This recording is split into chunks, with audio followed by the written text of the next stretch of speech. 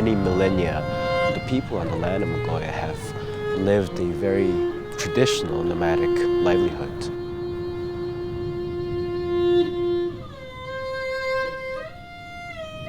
Mongolia is the least densely populated country in the world. And the reason for the mobility and the movement has always been due to the animals and the need for pasture, the need for water, and really sort of moving to different spots so that their livestock and their animals can thrive.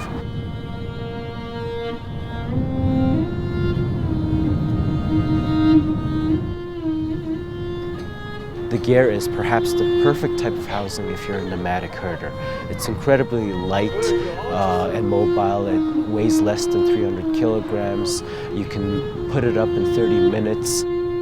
It's perhaps the artifact that connects us with Genghis Khan 800 years ago, perhaps the only artifact that connects us. The ger itself is just this wonderful space. It's one open space, and it's a space where people really gather. My name is Badrun Gardi, and I'm the co-founder of Gerhub.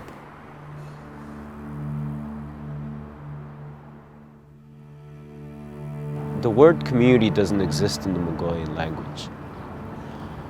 You know, it's only in the past 100 years or so that we've started to live in a sedentary manner. You don't have this experience of living in one location with many other people. That's difficult, and it keeps people isolated even though they're physically close to many people. When people pack up their gers and move into the city, it loses all of the advantages that it traditionally has.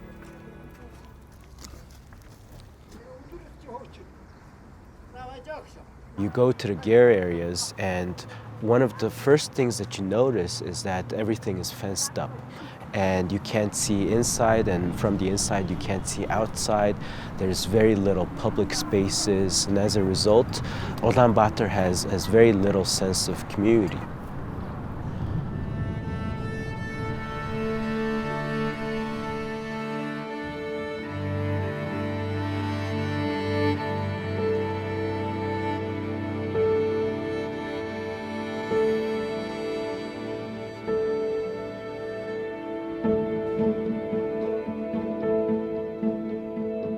One of the main things that we are trying to do as an organization is to organize activities where community members and children and youth can all come together and start to partake in activities that will help establish those friendships.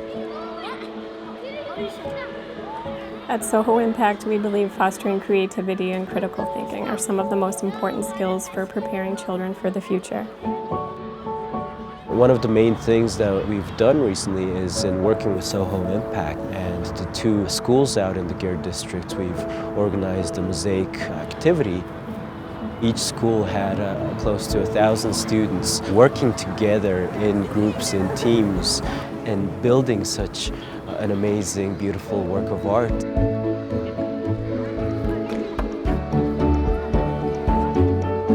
They were so proud of the specific areas that they worked on, and they would point out, you know, cool designs that other students may have made and be like, oh, look, there's a fish that's really cool, and just be a part of something that's beautiful. And all these students are coming together to create something that they can be proud of, that's going to be on the wall each day as they go to school.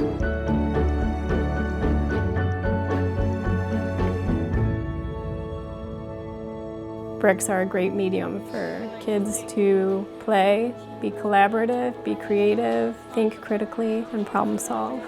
What we were really going for was actually development of 21st century skills. The 4 C's, collaboration, creativity, critical thinking, and communication. All things that are not really emphasized in the Mongolian education system.